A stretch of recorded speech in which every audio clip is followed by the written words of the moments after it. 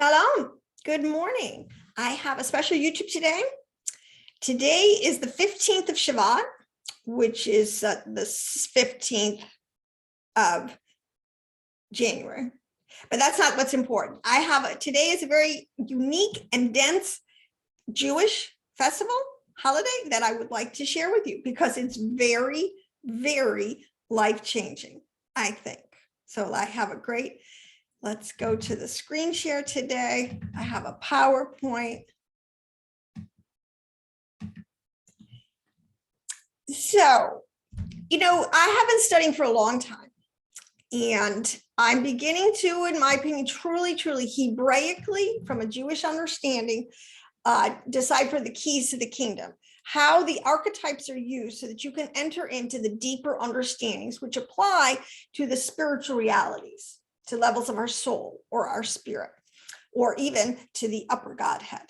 So these archetypes are pretty well established, and unfortunately, Christianity, we have not really kept it at this level. We operate mainly on a Peshat level, which is quite literal, and we're losing so much of the absolute depth of Torah. So when I ask you a question of like, which tree are you grafted into? I bet 90% of the people out there will say, well, there's only two trees, so one or two options, right? But actually, there are four overarching archetypes for trees that all have spiritual significance for our souls. So you can be grafted into the grapevine, the fig tree, the olive tree, or worst case scenario, the curse tree. So these large words that are used from nature are giving us bucket loads of spiritual information and spiritual technology. And that's what we're going to mine today. So today is what is called Tu B'Shat. It is called the Festival of Trees, and it is all about the renewal. Let me go to this slide here. So there are 4 New Years. I'll get to that in a second within the Jewish calendar. But today marks one is called the New Year for trees. Actually, you would call it the birthday. Do trees have birthdays? Well, yes, they do. Hebraically, they do. Not like we think, but there is a cycle. So we're going to start today to really explain this, which is one of those hidden gems, absolute hidden gems in Torah. So let me go and explain a little bit about this. Here, let's go to this one here. What Tu B'Shvat is not, okay? While it may have spilled over, its deep understanding may have absolutely spilled over, but it is not a Jewish Earth Day. It is not an Arbor Day, like a Jewish Arbor Day, and is not an environmental day. Though I will say that the application as it spills over definitely allows us to celebrate in this way. But what it is it's an oral tradition. Now, I've been through this. I want to say at this point also, you can see at the bottom of the screen, let me inject. If you have never subscribed to this channel, subscribe. If you would like to have absolute cutting edge videos that give some of the deepest understandings to our Torah, I would suggest you check out my website, theelectlife.org, or my link tree, which you can find also on the website, link tree, The Elect Life. Now, I have a lot of classes on there. I have a lot of free videos, free blogs, all this YouTube channel with over 370 videos. But I've also developed a paid subscription channel where some of my deeper understandings I'm really fleshing out. So if you want to go kind of a step-by-step, verse-by-verse, precept upon precept about how to arrive at some of these deeper understandings through through parts, which is the Jewish exegesis, starting with a very literal level and then moving progressively linear, very exactly down to a deeper level. I would suggest you check those out because I really feel that there is some information here for Ephraim. I teach mainly to Christians who want to know the Hebrew roots of our Messiah, why he was a Jewish rabbi who taught within that context, fulfilled those prophecies, where he was coming from, because under context is king, as I always say. So the oral tradition is a whole huge part of Torah. It's valid. It's been there forever. The sages, the priests, the prophets, it's all been known. It's not a mystery, but it is like considered to be like the soul that fills those written words. Those 22 letters of the Hebrew alphabet, that is the word. I guess that word was made flesh. The Mashiach has a special DNA. All his own. But there is a tradition, and all of the let's put it this way, all of the prayers, the rituals, the festivals, everything that comes out of Judaism really follows is an outward expression of what is known from this oral tradition, which is really what Moshe, which the Father gave to Moshe, and Moshe sent it on, or kind of like in what would be the word, transferred it, spiritually transferred it to Joshua and to the 70 elders. And from then it has stayed very well throughout the centuries. But this signifies the start of the annual renewal, the Tu B'Shvat, okay, going back to this festival. It signifies the start of the annual renewal of Elohim, by Elohim, of nature, okay? The ultimate end link in a chain of divine manifestation. And then the end product that we are mostly cautioned to observe and to produce is the fruit. So one of the main things to understand why trees would have a birthday is because in Hebraic thought, time is circular. It is not linear. It will eventually add up to a linear movement, but it is counted according to cycle. And this is really important because you need to think more in terms of the cycle than you do in the linearness. All right. And I'll just say, because prophecy will not be fulfilled, ultimate redemptive prophecy will not be fulfilled until enough cycles, or all the cycles necessary to get the children of Elohim up to speed, so to speak, so that not one person is missing from the roll that is called up, and that prophecy can manifest in its ultimate fulfillment. So we do have a lot to do with bringing in the fulfillment, the end of days. And it can come in like a lion, it can come in very fiercely, or it can come in very slowly, subtly, and peacefully. And again, that is up to us. But the counting of kings, like I said, there are 4 new years, 4 designated starts of the year, but they start counting for different things. So in this Tu B'Shvat, in January, in Shabbat, we have what's known as the counting, the first day for trees. I'll start there. It says the first day for trees, counting the agricultural tithe. Well, it was 4 to count the agricultural tithe, because on this day, the sap begins to run through the tree, and the tree starts to wake up from its annual seasonal slumber, its rest period.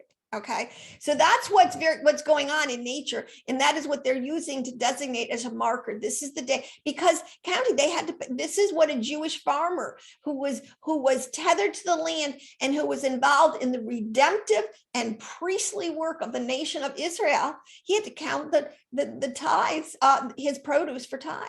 And so they had a specific day to start. Okay, so it's all very linear and laid out, but it has deep significance. So then you go into like the fall feast, Rosh Hashanah is the counting, a new year, Tishri 1, for the counting of kings.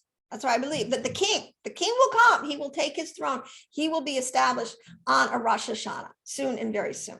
The counting in the another feast that begins counting is the animal tithes. Again, you tithe your agriculture, but you also tithe in your animals. So there is, and listen, people, think about it. What do you think Cain and Abel were doing? One was doing agricultural tithe. Another one was doing a animal tithe. That's what's going on. This is ancient. Okay. So, but then again, so you have that, and then you have the counting of months. And so in the spring with Passover, this is the whole beginning of Abib, you start to count for the months, because you got to have 12 months in a year, the way the whole calendar works. So this concept is all based on a secular like the seasons. We go through 4 seasons a year. We go through 7 days in a week. So all of this is very much has to be our frame of reference. Now, why trees are important, okay, is because man in the Torah is likened to a tree of the field. All right. And it represents a man, but it also represents the life, the cycle, the life cycle of a man, the inner life of a man. Everything about trees can be used and extrapolated to give us spiritual truth. So again, I have done a huge work on trees and on the 2 trees in the garden, which I think is absolutely cutting edge. And I think that everyone should check out my link tree and sign up $25 a month and get some of these extremely helpful, beneficial, and ways in which to tether what is going on in the world today to our ancient wisdom and biblical practice. So I want to show you, this is a hoot because, you know, in this opening slide, let me go back to this for a second, because again, 2 trees, this is stark contrast. You know, you have, well, in allegorically, the cursed tree, the withered tree, the blighted tree, the dead tree. Okay, right. I mean, there's all these words, and the Torah paints these pictures of trees that are just not producing fruit or leaves or anything. They're good for nothing, to be cut down and thrown into the fire. Okay, but then you have the other tree, the fruitful tree, which is a cultivated tree. Okay, and cultivated is a very important concept, because cultivated means that there's intentional caring. It's not just left to the whim of nature and the raw elements to produce it. It is tended and cared for. It is cultivated so that everything about it will produce the best fruit. That's the fruit, the way the Father looks at us, and he wants us to be these fruitful. So here's a tree. This is the jackfruit tree. I've never heard this before. I think this is a hoot. So I just have to share this. There's something called jackfruit.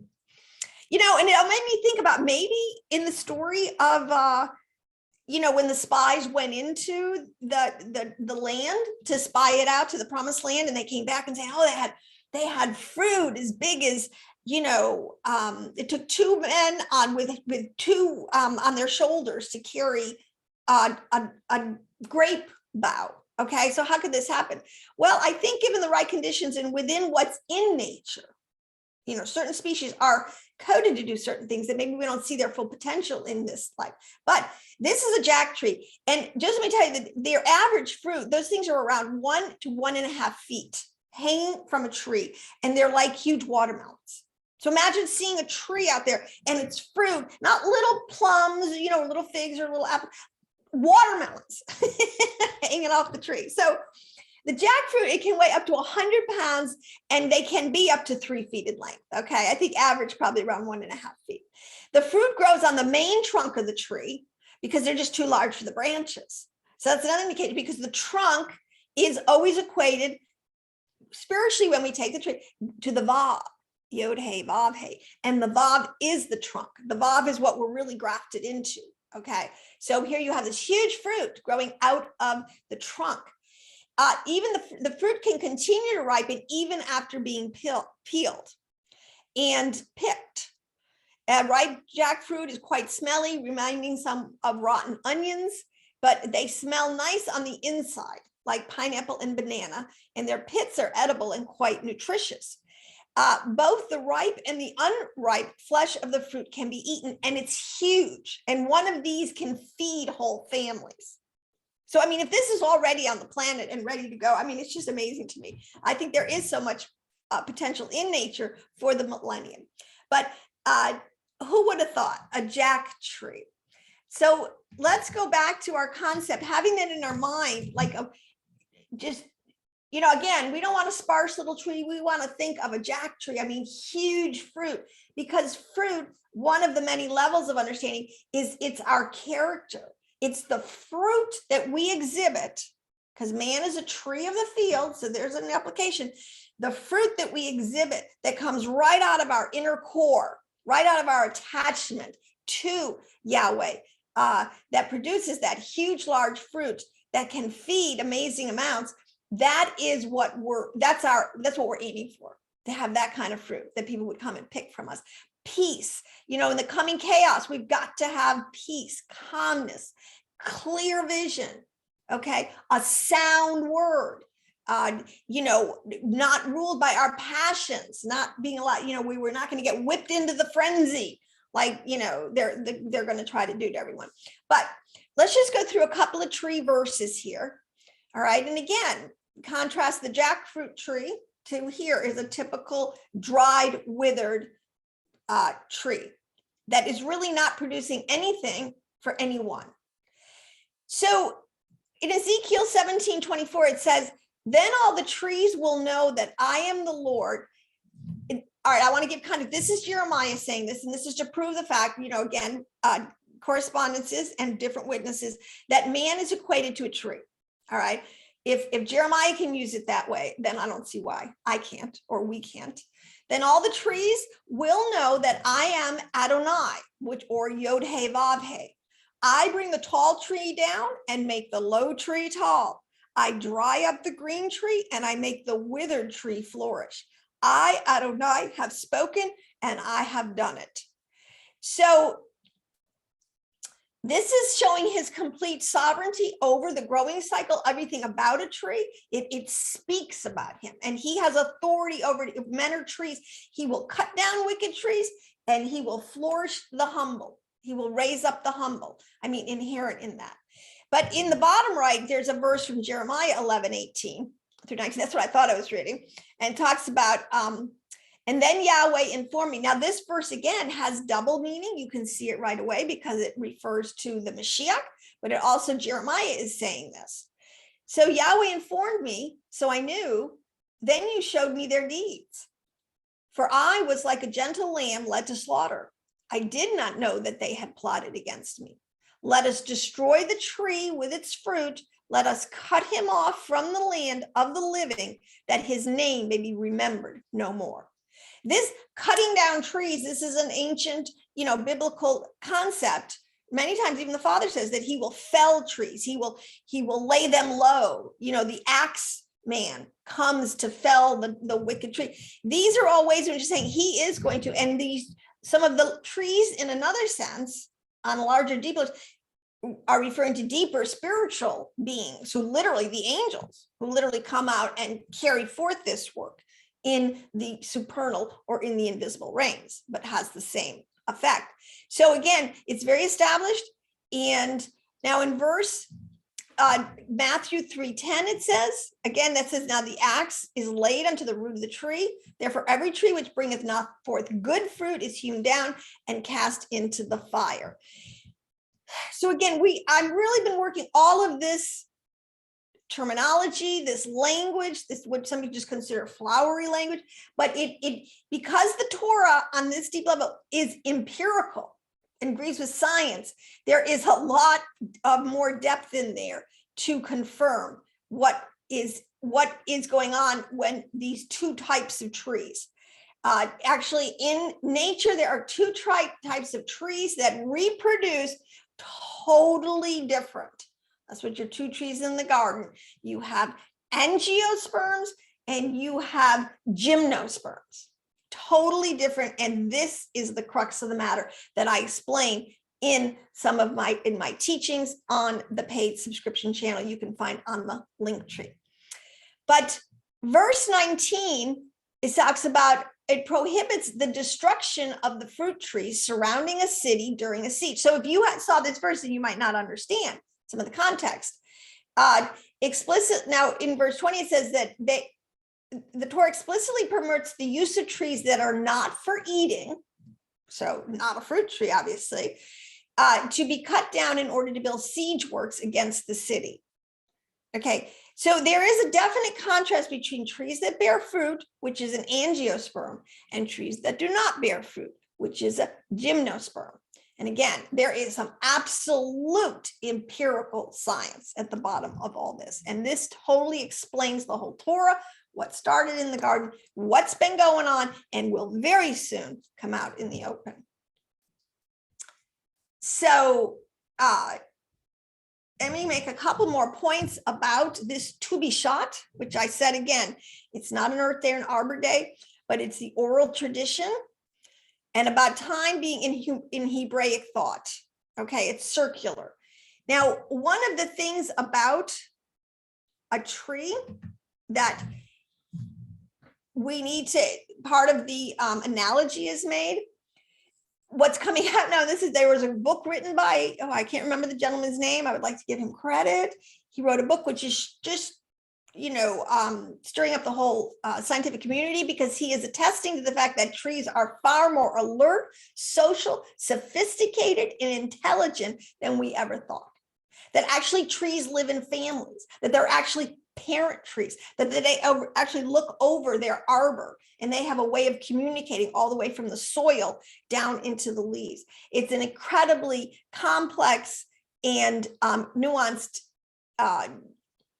system, these trees, which again, don't think for a second that understanding was not highly in the mind of the Torah sages as they're making these comparisons. I told you everything in nature, all of nature is intelligent, because nature is the divine manifestation of Elohim. And are you going to tell me Elohim is not intelligent? God? Okay. So what's going on with these different processes that are in trees? Okay. And let me say one thing. There is one thing within trees and within the whole nature, or the category of the plant kingdom. And we see this in the animal kingdom. Another thing with its Hebraic thought, let me just say this, because you always got to understand they're always talking in different categories. So they're talking about, using archetypal words to talk about the mineral kingdom, gold and silver, there's a certain amount of relationships there, or the agricultural kingdom, which we're dealing with. But even in nature, there is good and evil. It symbolizes a dualism that is already present within nature. There are trees and parts of plants that are poisonous and will kill you. And there are parts that totally nourish you and are life-sustaining. There is this duality, a left and a right side, a good and evil built into it.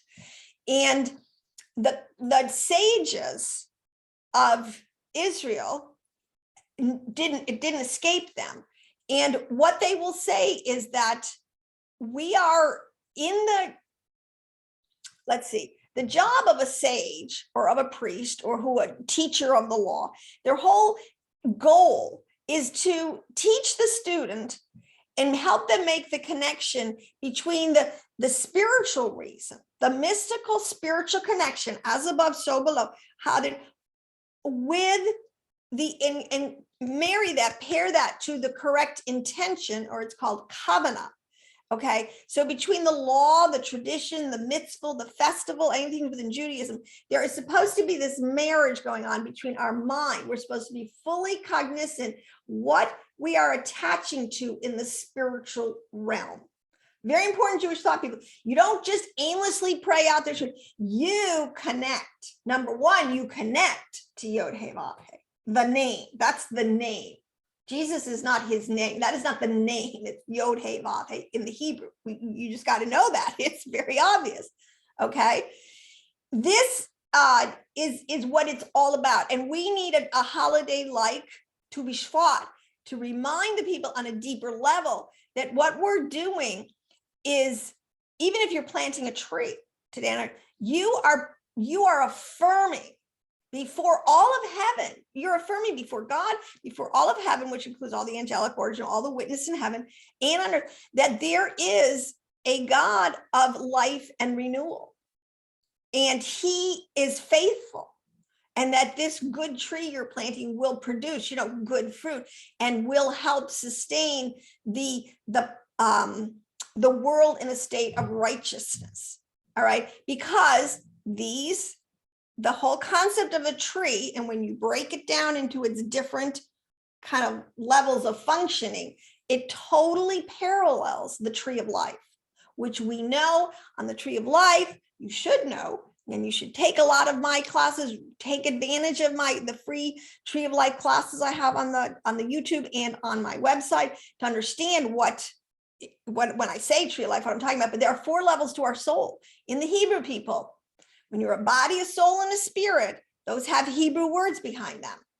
Paul was a master Jewish sage who knew the Hebrew. He understood. So our ruach, the first level, our nephesh soul, which is equated with our physicality, our carnal nature, okay, which would be the outside of the tree, the bark and the leaves, the things that are visible that you can see. And there are processes, right, and DNA encoding inside that tell that tree what it is and how to produce its fruit and all this. So there is this outer physicality. There's also what's called the soul. There is in us, it is called the ruach, called the spirit of God. The ruach is a level of our soul. It's a specific word. It's ruach. In the translations, it should always be used for this, because there's another word called neshama, which is your third soul level, which is spirit, which is your spiritual man. So you have a spiritual man, we have a soul, and we have a body. And then outside of that, because we're not God, we're a part, we're part of the immanent manifestation of him, but is what they call life, or che, or haya, a higher life that is outside of the man. That is God. That's who we tap into. So with these 4 levels of soul life, you can find them all in the tree, and you can find them all doing processes that are related to that level. So in other words, you have the roots that go deep into the soil, which are receiving actual physical sustenance. You have the trunk of the tree, which has all these processes going on, the photosynthesis, the light conversion, and the plants, they take in carbon dioxide, they put out oxygen. I mean, that's parallel to us. We're supposed to be absorb a lot of negativity, and yet we're supposed to put out life-giving oxygen. That's the Hebrew tzaddik. All right, that's our goal. Then you have also the processes that are in. Okay, let me just stop that. There's always something people need to really keep in your mind, because I'm trying to give this in a very deep, really mystical understandings, which just means supernatural or spiritual understandings, right? Okay, there are 3 things, if you read, that were always present even before creation started. This is called the divine level. I talked life, chai. This is where the Mashiach comes from. It's a place where there is, where if you read your Torah, sunlight's already there. Sun is not, the earth, this is already there, and water is already there. These are words that, again, are coded. They relate heavily to the top Sefiroth on the tree of life. But with those, see, as you look at the tree needs the sunlight. It has to have the water, and it has to have the nutrients in order for that seed to grow into its ultimate fulfillment. And again, that's a picture of us. We have these 3 parts of our nature, our body, soul, and spirit. They have to be, bloom where you're planted. And we need the sun, right? All the allegorical language that talks about the sun relating to the sun. He is the brightness. He is the illumination. He is the truth. Nothing is brighter than the truth contained within the sun. Also, you have the concept of water. He is the water of life. Torah is water. We have to have this living water, and the earth, the nutrients, the letters, read Torah, that will feed you. That's actually the bread of life that we're to eat. They're using all of this allegory to tell us you've got to do all 3 processes to make the fruit of your tree as successful as it is in potential. So I think that this is a great holiday. And I would like to see, there's different things, you could go online. It's all over Jewish sites. Go to Chabad, you'll get a lot of information anyway. And there's certain things that you can do. I mean, these are just good ways in which to help us travel home and get our minds back into the Hebraic mindset. But one of the things they do is they eat the fruits of the land. Now, Israel was an agricultural powerhouse in the ancient world, and it's all very symbolic again, but there are 7 fruits. There are 7 established fruits of the land, and they're used over and over our Torah. You've got wheat, barley, grapes, pomegranates, olives, and dates. And all of these need to be, can be unpacked individually, okay? Because in the trees, let's just go back and just for a quick little so I can just finish this out. I had 4 trees. So the olive tree, I do want to tell you the grapevine, which is really, it's a very low spreading tree plant, and the fig tree. The fig tree is national Israel, national Judah, the tribe of Judah, which has retained a national identity. That is the fig tree. They were a national identity in the land when Yeshua came. They're a national identity again in the land today when Yeshua comes back, when Messiah comes, okay? That is the fig tree. The grapevine, that is Ephraim. That is the ox. That is the grapevine that went spreading in all. It's a low spreading vine, and it just went into all the earth. That is Ephraim.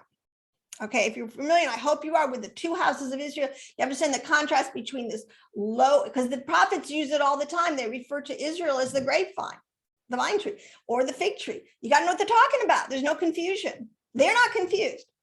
Then you have the olive tree.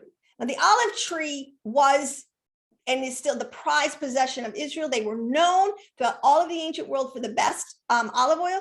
Olive oil represents the highest level of spiritual attainment you can get. That's why they reserved it. It was used in the temple, in the with the menorah, a special blend of olive oil that was only used for that, and it was used to anoint the king, the priest, or the prophet. It's very high, and that olive tree, let me tell you what, is what the elect, the true remnant, that's what we're grafted back into. You can be part of the fig or the grape, but if you want to be in the center, in the bob, in the middle pillar, you need to get into the olive tree. You need to get wisdom and understanding, which is the code phrase for my teaching ministry. And then you have the curse tree. I'm sorry, people, if you never produce fruit, if you are a God denier or a God hater, you just can't, you have no peace with God. You are going to end up as a cursed tree that is, there's just, its worth is, it has nothing but be pulled up, plucked up, and thrown into the fire. So truly, we need to understand these on deep allegorical levels, because we're coming to the end game. And it's if you're not, like I said, if you don't have a chair when the music stops, it's going to be tough. So you could practice eating some of the fruits of Israel, truly, in a very meditative and way in which that it's almost like a spiritual experience. Put out some fruit, be intentional, think deeply, ask the Father, and to read Psalms. Read the Psalms of Ascent, Psalm 120 up to 134. They're short little Psalms. They're Psalms of Ascent. We are raising our level of consciousness into a very high, supernal, spiritual level of understanding. So I think it'll be blessed and benefit anyone. And again, I would encourage people to continue to go to my website, my link tree, and like and subscribe and share. So on that note, I will say, Tu B'Shvat, enjoy your figs and grapes today.